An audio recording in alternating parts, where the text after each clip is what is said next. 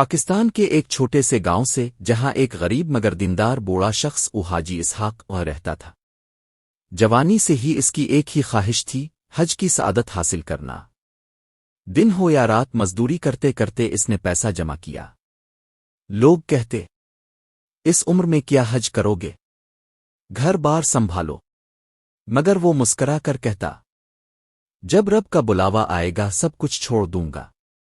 45 سال گزر گئے، بچے بڑے ہو گئے، بیوی کا انتقال ہو گیا، مگر حاجی اسحاق نے ایک ایک روپیہ حج کے لیے جوڑنا بند نہ کیا۔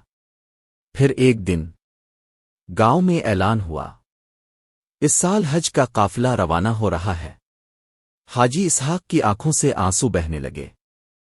اس نے اپنا چھوٹا سا گھر بیچ دیا، تھوڑی سی زمین، اور آخرکار حج کے لیے روانہ ہو گیا۔ سفر حج کا آغاز۔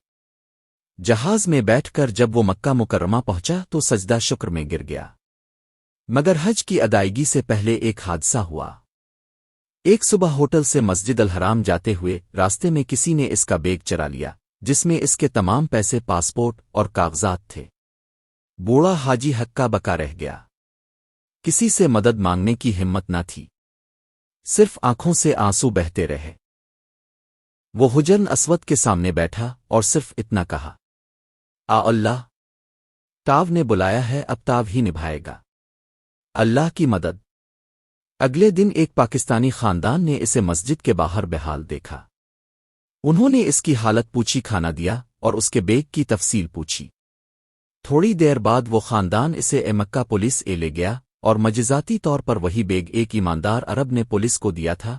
تمام رقم، کاغذات، ہر چیز ویسے کی ویسے موجود۔ حاجی اسحاق کی آنکھوں سے پھر آنسو بہ نکلے، مگر اب شکر کے حج کی ادائیگی۔ عرفات کے میدان میں وہ اللہ کے سامنے کھڑا تھا، ہاتھ اٹھائے وہ بار بار یہی کہہ رہا تھا، رب، جس طرح تاو نے مجھے بچا لیا، میری مغفرت بھی فرما۔ منا، مزدلفہ اور رمی جمرات سب مکمل ہوئے۔ قربانی کا دن آیا۔ حاجی اسحاق نے اپنا قربانی کا جانور خود اپنے ہاتھ سے ذبح کیا اور کہا، رب، میری زندگی بھی تیری راہ میں قربان ہے۔ واپسی اور اثر۔ جب وہ حج مکمل کر کے واپس گاؤں پہنچا تو لوگ حیران رہ گئے۔ اس کا چہرہ نور سے چمک رہا تھا۔ وہ ہر ایک کو گلے لگا کر کہتا، جو رب پر بھروسہ کرتا ہے وہ کبھی رسوا نہیں ہوتا۔ کچھ ہی دنوں میں گاؤں کے کئی نوجوانوں نے حج کے لیے پیسے جوڑنے شروع کر دیے۔ اختتامیہ پیغام۔ حج صرف ایک عبادت نہیں، یہ ایک سفر ہے، تسلیم، قربانی، صبر اور یقین کا۔